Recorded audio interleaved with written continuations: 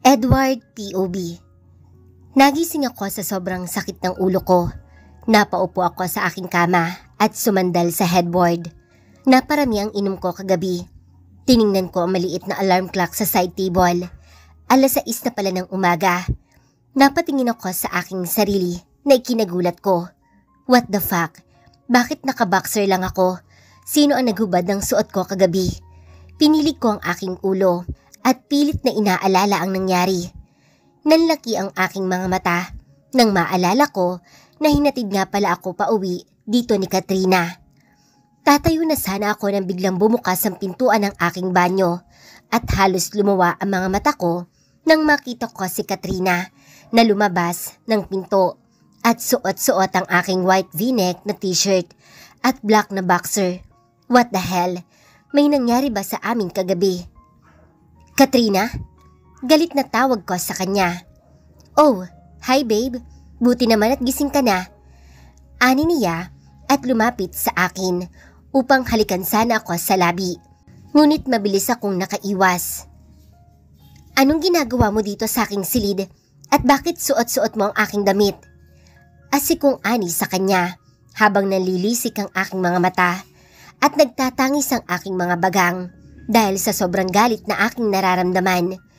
Paano kung makita siya ni Ali at isipin na may relasyon kami ng babaeng to?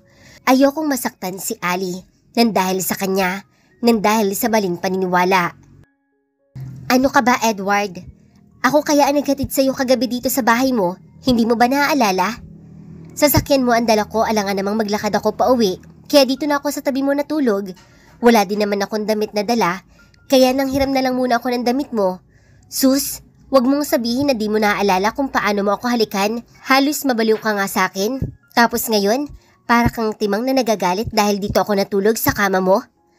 Ani niya sa akin na ikinagulat ko. Liar! Sigaw ko sa kanya habang pinanlilisikan ko siya ng aking mga mata. What? You think nagsisinungaling lang ako sa'yo? Ha? Wika niya habang may panunulis ang nguso. Pwede ba babe? Nagugutom na ako. Halika na sa ibaba, kumain na tayo. Nakita ko kanina na nagluluto sila ng agahan. Nagulat pa nga sila sa akin nang bigla ako nagsalita sa likuran nila. Kaya nagpakilala ko kung sino ba ako sa buhay mo. Wika niya pang muli sa akin na ikinagulat ko. What? Anong sinabi mo sa kanila? As far as I know, we don't have any relationship, Katrina. Sigaw ko sa kanya habang galit na galit ako na nakatitig sa kanya. Kung pwede ko lang saktan ng babaeng to, ay kanina ko pa sanang ginawa. Pero alam kong ikagagalit ito ng aking ama kapag ginawa ko iyon. Yes, we do. Kaya tara na, kumain na tayo. Ani niya at binuksan ang pintuan at diretso nang lumabas ang aking silid. Napasabunot ako sa aking sarili. Paano kung nalaman ni Ali na may katabi akong natulog dito kagabi? Kahit hindi magsabi sa akin si Ali ng kanyang nararamdaman, ay batid kong mahal niya ako, kaya hindi siya pwedeng masaktan. Kailangang ipaliwanag ko sa kanya ang nangyari, at kailangan niyang malaman na wala kaming relasyon ni Katrina. Dumiretso na ako sa banyo at naligo. Pagkatapos kong maligo, ay nagbihis na ako. Black shirt at blue short lang muna dahil maaga pa naman at 9:00 pa ako papasok sa opisina at mag-aalas 7 pa lamang naman. Nagmamadali akong bumaba. Inabutan ko si Katrina na nakaupo sa hapagkainan. Babe, tara dito sa tabi ko. Umupo ka na at nang makakain na tayo. Nagugutom na kaya ako kanina pa. Aniya sa akin. Wala na akong nagawa kaya tumabi na lamang ako sa kanya dahil nakakaramdam na rin ako ng gutom. Habang kumakain kami ay dumating si Ali. Napahinto siya at nakita ko ang pagkabigla niya nang makita niya kaming magkatabi. Nagpaalam siya kay Manang Edna na maglilinis siya sa bakuran at hinayaan naman siya ni Manang. Mabuti na yun kaysa maging awkward ang pakiramdam namin dito. Kitang-kita ko ang sakit na nanalalaytay sa kanyang mga mata. Napayuko ako. Ayoko makitang nasasaktan siya dahil masigit akong nasasaktan. Aaminin ko na may pagtingin ako sa kanya kaya ayokong makita na nasasaktan siya dahil masigit akong nasasaktan. Nasa salas na kami nang mapansin kong umakyat si Ali sa itaas. Alam kong maglilinis na siya ng mga silid Kailangan kong kumuha ng tiyempo na hindi ako susundan ni Katrina. Nang makatiyempo naman ako, ay umakyat agad ako sa itaas. Pagpasok ko sa aking silid ay siya namang paglabasan ni Ali. Agad kong isinarado ang pintuan ng aking silid at hinawakan siya sa kanyang palapulsuhan. Gusto ko lang naman sana siyang makausap, pero ramdam ko ang galit at sakit na nararamdaman niya para sa akin. Nagpanting ang aking tenga nang sinabi niyang wala kaming dapat na pag-usapan pa at wala akong dapat na ipaliwanag. Ayaw man lamang niya akong bigyan ng pagkakataon na magpaliwanag sa kanya. Oo, alam ko, wala kaming formal na relasyon, pero alam kong gusto niya ako at gusto ko rin siya. Sa galit ko ay siniil ko siya ng mapagparusang halik. Hindi ko na inintindi kung masasaktan ba siya. Hinablot ko ang dibdib niya at pinisil ko ng walang pag-iingat. Nakita kong nasasaktan siya, pero tila ba wala akong pakialam sa nararamdaman niya. Buong lakas niya akong itinulak at sinampal na nagpagising sa aking katarantaduhang nagawa sa kanya. Tumakbo siya palabas ng aking silid na umiiyak at may matinding galit sa akin. Para akong binuhusan ng malamig na tubig. Gustuhin ko mang sundan siya ay hindi ko na ginawa. Napaupo na lamang ako sa gilid ng aking kama at sinabunutan ko ang aking sarili sa sobrang inis ko dahil sa ginawa ko sa kanya. Mahal ko si Ali at sigurado na ako sa aking nararamdaman. Mula pa lamang nung una ko siyang makita na nagwawali sa hardin ay tila ba may kung ano siyang ginising na natutulog kong damdamin.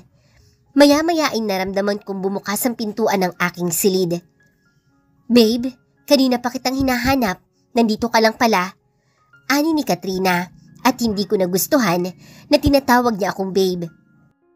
"Stop calling me babe, Katrina." Galit kong ay sa kanya at wala akong pakialam kahit magsumbong man siya sa aking mga magulang. "Magiging tayo din naman ah." I cut her off dahil baka hindi ko na mapigilan ng galit na aking nararamdaman at kung ano pang magawa ko sa kanya na pagsisisihan ko. "Leave!" Sigaw ko sa kanya habang nagpipigil ako ng galit. "What?" Ani niya na nilakayan ako ng dalawang mata. "I said fucking leave now." Malakas kong buliyaw sa kanya na ikinapitlag niya sabay turo ko ng pintuan ng aking silid. "Fine, tatawag muna ako ng driver ko para masundo ako dito, asshole." Sigaw niyang sagot sa akin at agad na hinaplot ang kanyang bag na nakapatong sa drawer at agad na lumabas ang aking silid. Sinipa ko ang pintuan ng aking silid upang sumarado ito. Ibinalibag ko ang base na nahagip ko sa sobrang frustration na nararamdaman ko. "Fuck yourself, bakit mo siya sinaktan?" Sigaw ko sa aking sarili habang walang habas akong nagwawala sa loob ng aking silid. Para akong nanghihina na napaupo sa sahig habang inaalala ko ang galit ni Ali sa akin. Ang mga namumuhi niyang tingin na ipinukol niya sa akin ang bumabagabag ngayon sa aking isipan. Tumayo ako at napabuntong hininga pa ako. Naglakad ako papasok ng aking walk-in closet at nagbihis na ako upang makapasok sa aking opisina. Doon ko na lamang igugugol ang lahat ng oras ko upang makalimutan ko ang nagawa ko sa babaeng mahal ko. Nakatitig ako sa aking laptop habang nakasandal sa aking swivel chair. Ayaw gumana ng aking utak. Hindi mawala sa isipan ko ang ginawa ko kay Ali. Ginugulo niya ang utak ko. Wala nang ibang laman ng aking isip kundi puro si Ali na lamang. Tumunog ang aking intercom at agad kong sinagot ang tawag ng aking sekretarya. "What is it, Daisy?" Tanong ko sa aking sekretarya at alam kong nararamdaman niya sa aking tono ang pagkairita. "Sir, ipapaalala ko lang po sa inyo na may meeting po kayo kay Mr. Omil ng 1 p.m. Ani niya sa kabilang linya. "Okay, remind me again before 1 p.m. Yun lamang at agad ko nang pinatay ang intercom. Paano ako makakapag-concentrate kung okupado ng babaeng yon ang isipan ko? Tumunog na naman ang aking telepono, kaya't agad kong tiningnan kung sino ang tumatawag sa akin. Naiinis ako nang makita kong si Gavin ang tumatawag sa akin. "What do you want?" Asik ko sa kabilang linya. "Wow, mukhang mainit yata ang ulo natin ngayon ha. Hindi ka ba nakascore kay Katrina kagabi?" Pangaasar niya sa akin. I am busy. What do you want, asshole? Galit kong sagot sa kabilang linya. Relax bro. Aayain lang sana kita mamaya sa bar. Nag-aayaan tropa. Mukhang may love problem si Michael. Ani niya habang malakas na tumatawa. I will try. May meeting ako ng 1 p.m. to 4 p.m. Susubukan kong makarating mamaya. Ani ko at hindi ko na hinintay pa ang isasagot niya sa akin at pinatayan ko na agad siya ng telepono. Napabuntong hininga ako. Kailangan kong makaisip ng paraan kung paano ko kakausapin si Ali. Alam kong galit siya sa akin ngayon at kailangan gumawa ako ng paraan upang mawala ang galit niya sa akin. Natalie POB. 4 na araw na lumipas mula nang masampal ko sa galit ng aking amo. Day off ko na bukas, kaya sisiguraduhin ko nang hindi na ako babalik pa sa lugar na to. Sobrang sakit na aking nararamdaman. Akala ko ay may pagtingin din siya sa akin, ngunit pinaglaruan lamang niya pala ako. Pinaasa niya ako at pinaniwala na may pagtingin din siya sa akin base sa kanyang mga ipinapakita sa akin. Ngunit ang lahat pala ay isang laro lamang. Madalas niyang subukan na kausapin ako, pero ako na mismo ang umiiwas sa kanya. Hindi naman niya ako pinipilit o kinukulit, kaya't nagpapasalamat na rin ako at hindi niya rin ako pinupuntahan pa sa aking silid. Inihaharang ko ang silya sa pintuan at iniipit ang sandalan sa mismong seradora ng pintuan upang hindi ito mabuksan mula sa labas kapag matutulog na ako sa gabi. Mas mabuti na ganoon na ako na mismo ang umiiwas sa kanya. Matagal-tagal na rin naman ako nagtatrabaho sa mansyong to bilang kasambahay at marami-rami na rin akong naipon. Kaya't alam kong sapat na ito upang makapagsimula akong muli sa malayong lugar. Malayo dito at higit sa lahat, malayong malayo sa aking amo. Pagalis ko ay siguradong mamimiss ko silang lahat, lalong-lalo na si Myrna. Naging close kami masyado, kaya siyang unang-una kong mamimiss. Nalulungkot ako sa isiping hanggang mamayang gabi ko na lamang siya makakasama dito sa mansyon. Pero ako na ang dapat na lumayo upang hindi ako makasira ng isang relasyon. Engaged na si Sir Edward at ako lamang din ang masasaktan pag pinagpilitan ko pa ang aking sarili sa pamamahay na ito. Ayoko mang umalis dito dahil napamahal na sa akin ang kasamahan ko sa trabaho.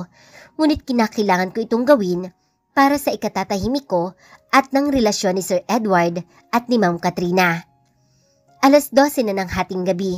Nakapag-empake na din ako.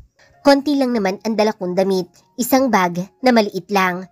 Wala naman kasi ako masyadong gamit, kaya hindi mapapansin ang daladala kong maliit na bag paglabas ko ng gate bukas.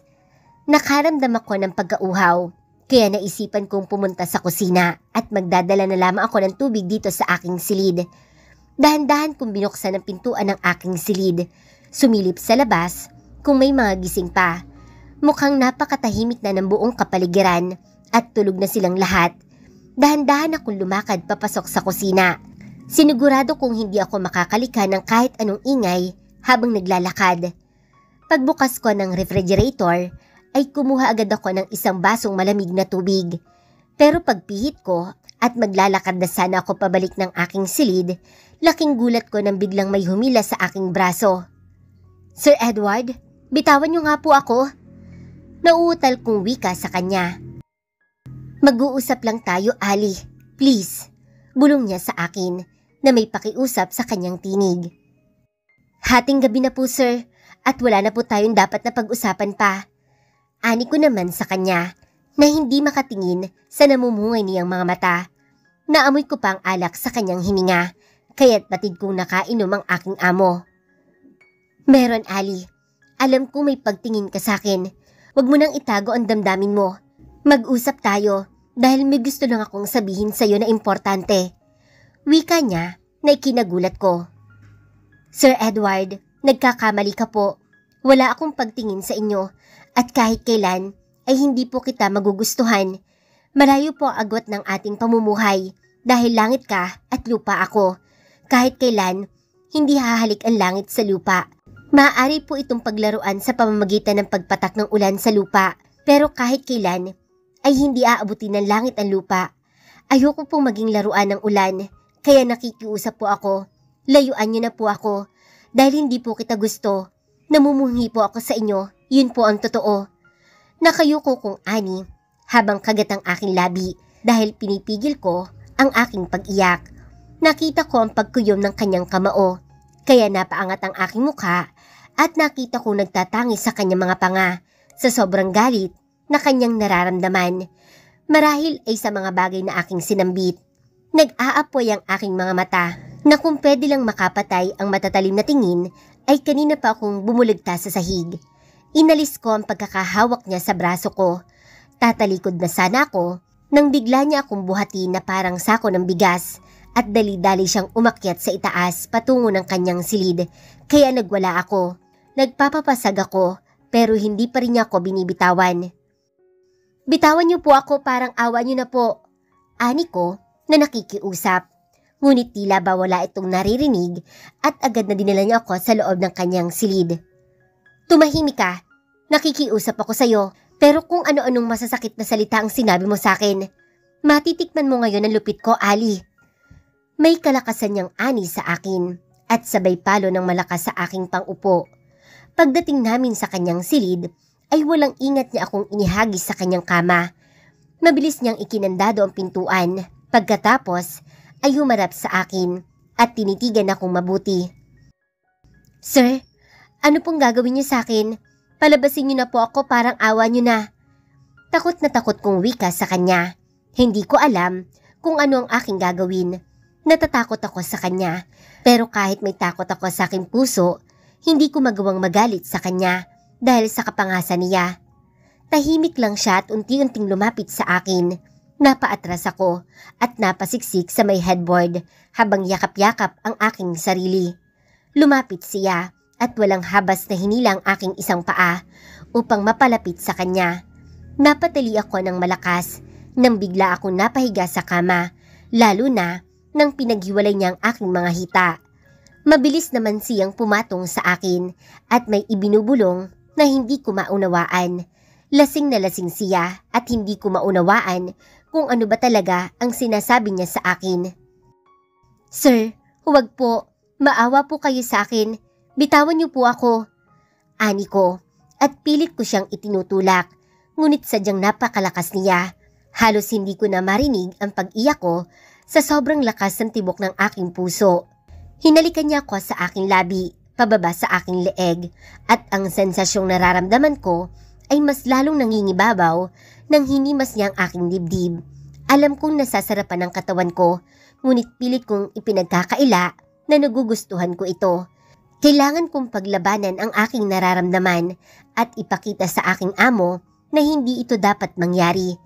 Pero ano ba ang magagawa ko kung tinatalo ng lakas niya ang lakas ko? Sir, tama na po. Nakikiusap po ako. Umiiyak kong wika sa kanya. Ngunit ang mga mata niya ay tila ba may kung anong nararamdamang kalungkutan na hindi ko maipaliwanag na tinititigan niya ako. I want you, Ali. Please. Bulong niya. Sinimulan niya akong halikan, kaya napapikit na ako at hinayaan kong gawin niya ang gusto niya. Isa-isa niyang hinubad ang damit ko at hindi ko maunawaan kung bakit hinahayaan ko lamang siya. Ibinuka niya ang hita ko na kanina lamang ay pilit kong iniipit. Dahan-dahan niyang inalis ang aking kasuotan hanggang sa panty ko na lang ang natitira. Napaungol ako dahil hindi ko maitago ang sensasyong bumabalot sa aking pagkatao at tuluyan na akong ipinagkanulo ng aking sarili. Masarap ba, baby? Akin ka lang. Akin lang to. Ang buong katawan at pagkatao mo. Akin lang. Bulong niya sa akin. Hindi ako sumagot. Ipinikit ko na lamang ang aking mga mata at hinayaan siya sa mga ginagawa niya sa akin. Tumayo siya at isa-isang hinubad ang kanyang kasuotan habang titig na titig sa kahubadan ko. Wala siyang tinira kahit anong saplot sa kanyang katawan. Kahit itanggi man ang aking sarili, ay alam ko na may puwang siya sa aking puso, na alam ko na minamahal ko ang aking amo. Tumapat siya sa pagitan ng aking mga hita at agad na dumagan sa akin, kaya mas lalo akong nawala ng lakas upang maitulak ko pa siya dahil hindi ko na maikilos pa ang aking katawan. You won't be able to stop me now, sweetie. Bulong niya sa akin, kaya nakaramdam ako ng takot. Takot dahil alam ko namang hindi niya ako kayang panagutan. Takot dahil alam kong ang lahat ng to ay init lamang ng kanyang katawan dahil ang totoo ay ikakasal na siya sa babaeng mahal niya. Sir, wag po. Pakiusap ko sa kanya. Ngunit hinalikan niya ako sa aking labi. Kaya napapikit ako dahil talagang ipinagkanulo na ako ng sarili kong damdamin sa lalaking ito. Isang mabilis sa pagbulusok ang ginawa niya sa akin. Pakiramdam ko ay may bagay na napunit sa loob ng aking pagkababae na hindi ko maipaliwanag dahil sa sobrang kirot na aking nararamdaman. Nagsimulang umagos ang aking mga luha habang nakapikit ang aking mga mata sa sakit na aking nararamdaman. Para siyang itinulo sa aking ibabaw. Hindi siya makapaniwala na siya ang unang lalaki sa buhay ko. Hindi siya makapaniwala na wala akong karanasan sa kama. Iniisip ba niya na hindi na ako berhen dahil sa tuwing nagiinit ang katawan niya ay hinahayaan ko siyang lamasin ang katawan ko? Fuck, I'm sorry. Hindi ko alam, baby. Ani niya sa akin at idinikit ang kanyang noo sa aking noo. Ngunit tanging iyak lamang ang tanging sagot ko sa kanya. Shh! I will be gentle, baby. I promise. Ani niya. Nagsimula siyang gumalaw sa ibabaw ko ng marahan. Sa umpisa ay nasasaktan ako. Pero kalaunan, ang hapdi ay napilitan ng ibayong sarap na ngayon ko lamang naramdaman sa buong buhay ko. Kasabay ng naramdaman kong kaligayahan ay ang panginginig niya sa aking ibabaw. Kasabay ang paglabas ng mainit na likido niya sa kaloob-looban ko at ipinagdiinan pa niya ito. Hapong-hapo siyang napabagsak sa ibabaw ko. Napapikit ako. Wala akong maramdamang pagsisisi na nakuha niya sa aking pagkabirhen. Bagkus ay kaligayahan ang aking nararamdaman sa mga oras na ito. Dahil aminin ko man o hindi, mahal na mahal ko ang aking amo. Ito na rin siguro ang may iwan kong alaala sa amin sa isa't isa sa aking pag-alis. Hindi ko pinagsisisihan ang mga nangyari sa atin, Ali. Bulong niya sabay halik sa aking labi. Halos magdamag niya akong inangkin na animoy wala siyang kapaguran.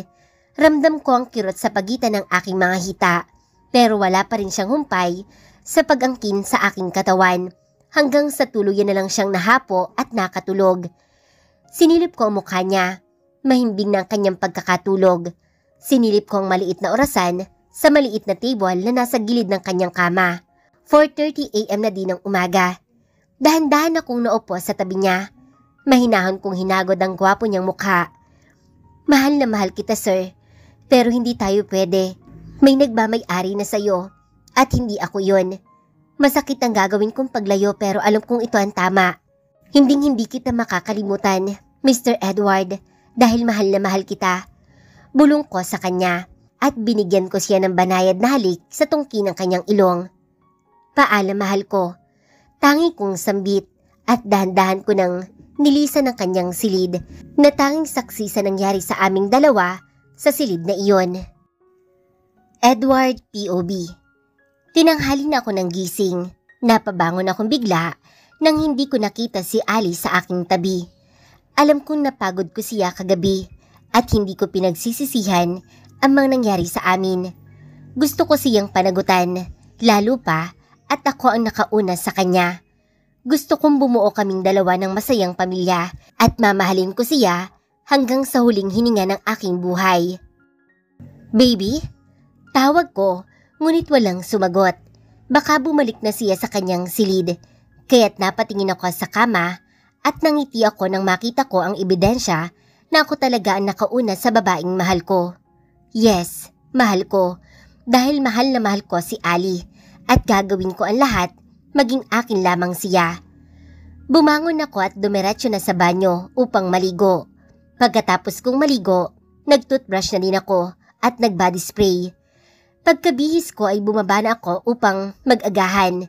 Sumisipul-sipul pa ako sa sobrang saya ng aking nararamdaman. Ngayong araw na ito ay kakausapin ko si Ali. At aaminin ko sa kanya na mahal ko siya at tanda kong panagutan ang nangyari sa amin. Good morning, ladies! Bati ko sa aking mga kasambahay na may ngiti sa aking mga labi. Alam kong ikinagulat nila ang ginawa ko, pero good mood talaga ako ngayon dahil sa babaeng minamahal ko. Hala sir, mukhang maganda po yata ang gising nyo ngayon. In love din po ba kayo? Nakabungis-ngis ni ani ni Myrna na ikinatawa ko ng malakas. Totoo naman ang sinabi niya, in love talaga ako. Yes, I'm in love. Tama ka dyan, in love nga ako. Wika ko sa kanya habang tumatawa ako, pero ang mga mata ko ay panay ang tingin sa paligid at pilit hinahanap ng aking paningin ang babaeng mahal ko. Ang babaeng biglang nagpabago ng aking katauhan. Ang babaeng nagpapangiti ngayon sa akin. Napakaswerte naman po ni Ma'am Katrina. Mahal na mahal niyo po siya. Mapapasana all na lang kami dito. Totoo nga po ang sinabi niya sa amin ni Ali na mahal niyo ang isa't isa. Nakangiting ani niya na ikinagulat ko naman. Anong mahal na mahal ang isa't isa? Sinabi niya yon sa harapan ni Ali. What? I'm not in love with Katrina. We are not in any romantic relationship. Magkaibigan lang kami. Sinabi talaga niya yon sa harapan ninyo ni Ali? Gulat na gulat kong tugon sa sinabi ni Myrna. Nakaramdam tuloy ako ng matinding pag-aalala dahil baka kung anong isipin ni Ali tungkol sa amin ni Katrina. Masasakal ko talaga si Katrina kapag nagalit sa akin si Ali dahil sa ginawa niya. Ay, hala, sabi niya po kasi, fiancé niyo daw po siya at malapit na kayong ikasal. Sorry po sir kung inakala ko po totoo ang mga sinabi niya sa amin. Napakasinungaling naman ng babaeng yun. Hindi naman po sa harapan ni Ali sinabi kasi nasa likuran ko po si Ali, nakasilip. Wika niya na may halong pagbibiro. Nakakaramdam ako ng galit at sana hindi magalit sa akin si Ali tungkol dito. Bakit wala yata si Ali? Kanina ko pa napapansin na iilan lang kayo dito. Hindi ba dapat lahat ay kumikilos na upang matapos agad ng mga trabaho nyo? Pasimple kong tanong sa kanila upang hindi nila mahalata na hinahanap ko si Ali at interesado ako kay Ali. Oh well, okay lang namang malaman nila dahil malapit na nilang maging amo si Ali. Naku iho, linggo ngayon at day off ng batang yon, sigurado akong nagliliwaliw na naman ang batang yon. Wika naman ni Manang sa akin. Nakaramdam naman ako ng kalungkutan kaya bigla akong natahimik. Buti at nagawa pa niyang maglakad, halos lumpuhin ko siya magdamag. Napatangu-tangu na lamang ako. Sa isang sulok ng aking puso ay may lungkot akong nararamdaman. Mamimiss ko kasi siya dahil siguradong hapon na naman ang balik niya. Pero okay lang naman sa akin dahil makakapaghintay ako sa kanyang pagbabalik at sisiguraduhin ko na sa pagkakataong ito ay magiging masaya kaming dalawa. Sisiguraduhin ko na magiging masaya siya sa piling ko. Maghapon kong hindi nakita si Ali. Pabalik-balik ako sa labas ng pintuan ng mansyon. Matyaga ako naghihintay sa kanyang pagbabalik. Pero magagabi na ay hindi pa rin siya nakakauwi. Kaya nakakaramdam ako ng matinding pag-aalala sa kanya na baka kung ano na ang nangyari sa kanya. Ali, where are you? Bulong ko sa utak ko habang tila ba lagari na pabalik-balik sa paglalakad. Maya't maya ay napapalingon ako sa pintuan na baka bigla itong bumukas at iliwan ito ang mahal ko pero wala. Anong oras na? Wala pa rin siya. Inabot na ng 8:00. Hindi pa rin nakakauwi si Ali. Pati mga kasambahay ko ay mababakasan ng pag-aalala sa kanyang mukha dahil hindi naman umuuwi ng late si Ali. Nagdesisyon akong hanapin si Ali kaya palabas na lamang ako ng pintuan nang marinig ko ang malakas sa tinig ng isa kong kasambahay. Manang! Manang! Si Ali po! Sigaw ni Myrna na nagpagulat sa amin lalo na at binanggit niyang pangalan ni Ali kaya napalingon ako sa kanya na humahagos papalapit kay Manang. Ano ka ba naman Myrna? Bakit ka ba sumisigaw na bata ka? Sita sa kanya ni Manang. Pero ako, ang puso ko ay nakakaramdam ng takot. Nanginginig ang katawan ko sa takot na baka tuluyan akong nilisan ng aking mahal dahil sa sinabi ni Katrina. Kasi po Manang, pumunta ako sa silid ni Ali. Wala na po doon lahat ng kanyang gamit. Sa tingin ko po ay umalis na siya. Hindi ko na pinatapos ang sinasabi ni Myrna nang marinig ko ang kanyang sinabi. What? Malakas kong sigaw na nagpapitlag sa kanilang lahat at dali-dali akong tumakbo sa silid ni Ali na nag-iwan ng pagtataka sa mukha ng mga kasambahay ko. Pero wala akong pakialam kahit na ano pang isipin nila dahil kaligayahan ko ang nakasalalay dito. Fuck! Where did she go? Bakit siya umalis? Sigaw ko na halos dumadagundong na sa loob ng buong kabahayan at pinagbabasag ko ang bawat madampon ko sa loob ng kanyang silid. Iho, tama na yan. Ano bang nangyayari sa'yo? Tanong ni Manang sa akin na may matinding pag-aalala dahil sa aking inaakto. Ano bang nangyayari? May dapat ba akong malaman tungkol sa inyo ni Ali? Parang anak ko na ang batang yon. May ginawa ka ba sa kanya kaya siya umalis? Ani niya, ngunit tila ba hindi ko siya naririnig dahil gulong-gulo ng aking utak kung bakit ako iniwan ng babaeng pinakamamahal ko. Piniramdam ko sa kanya kagabi ang pagmamahal ko. Hindi ko man tahasang nasabi sa kanya na mahal ko siya, pero piniramdam ko yon sa bawat halik na ginagawad ko sa kanya. Lasing ako kagabi, kaya hindi ko sinasabi sa kanya na mahal ko siya. Dahil gusto kong marinig niya na mahal ko siya na walang impluwensya na alak ang sistema ko. Napaupo ako sa sahig at doon nagsimulang umagos ang aking mga luha. Ang mga luhang kanina pang nagnanais ko mawala nang marinig ko pa lamang na wala na ang mga gamit ni Ali. Ali, mahal na mahal kita. Bakit mo ako iniwan? Ano bang kasalanang nagawa ko para iwanan mo ako? San kita hahanapin? Parang awa mo na, Ali. Bumalik ka na sa piling ko. Hindi ko kayang mawala ka sa buhay ko. Humahagulgul kong ani na napasinghap sa kanilang lahat. Sir Edward, may sulat po ako nakuha sa loob ng silid niya na nakapatong sa kama. Nakapangalan po sa inyo. Eto po, ani ni Mirna, sabay abot ng sulat sa akin. Napatayo naman akong bigla at kinuha ang sulat sa kanyang kamay. Nakakaramdam ngayon ako ng pag-asa na baka hindi naman talaga siya umalis at iniwan ako. Baka may pinuntahan lang at bukas din ay babalik.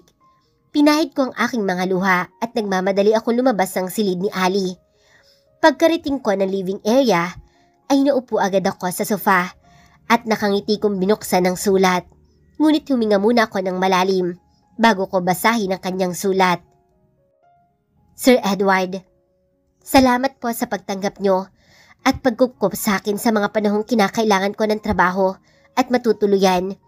Alam ko po na mali ang basta na lang umalis sa poder nyo nang walang paalam.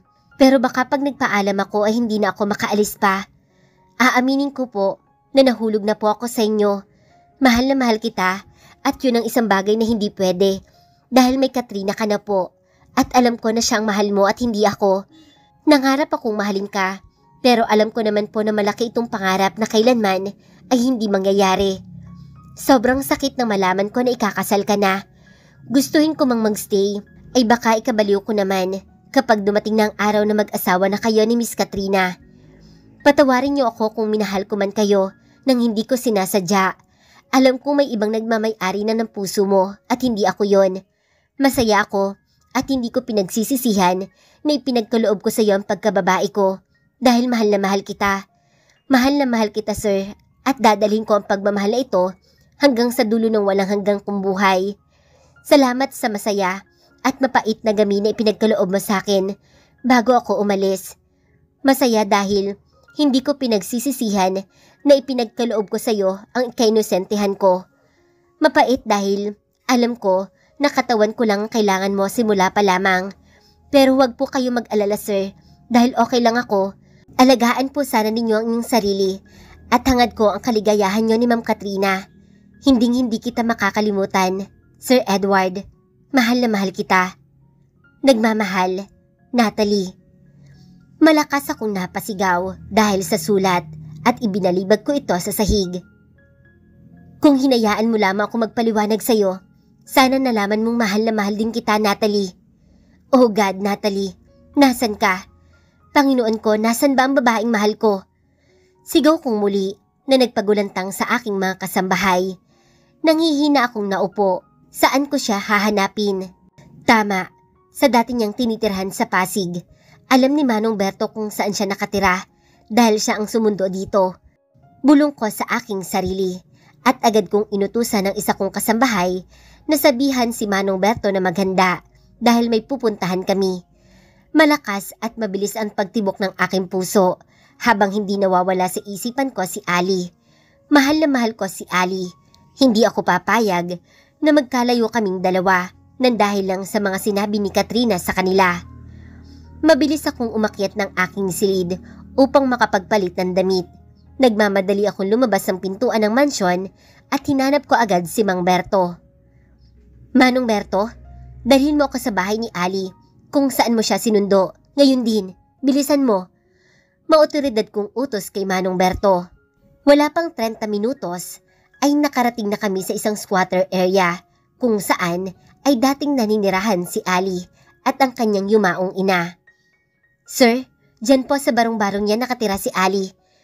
Pero mukha naman pong walang tao sa loob. Wika ni Manong Berto sa akin. Nagmamadali naman akong bumaba at kumatok sa pintuan ng barong-barong na itinuro ni Manong Berto sa akin, ngunit walang sumasagot at nagbubukas ng pintuan, kaya mas lalo akong nangangamba na baka hindi dito umuwi si Ali. Ali, buksan mo ang pintuan. Mag-usap tayo, parang awa mo na. Nakikiusap ako sa'yo. Buksan mo ang pintuan o gigibain ko to. Sigaw ko habang sunod-sunod akong kumakatok ng malakas. Wala na pong tao dyan. Kaninang 6:00 ng umaga dumating si Ali, pero umalis din ho pagdating ng kaibigan niyang si Donna at may bitbit silang mga bag. Wika ng isang ginang na nakatira sa katabing barong-barong. Alam niyo po ba kung saan sila pupunta ng kasama niya? Tanong ko sa kanya na hoping may maisagot siya sa akin. Ay nako sir, wala po akong alam.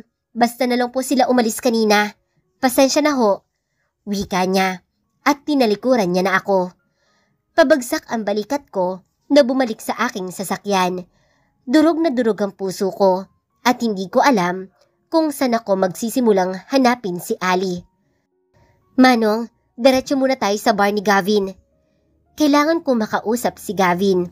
Alam kong siya ang makakatulong sa akin upang mahanap namin si Ali. Isa siyang CIA. Alam kong makakatulong siya sa akin upang mahanap ko si Ali, ang babaeng pakakasalan ko, ang babaeng itinitibok ng puso ko.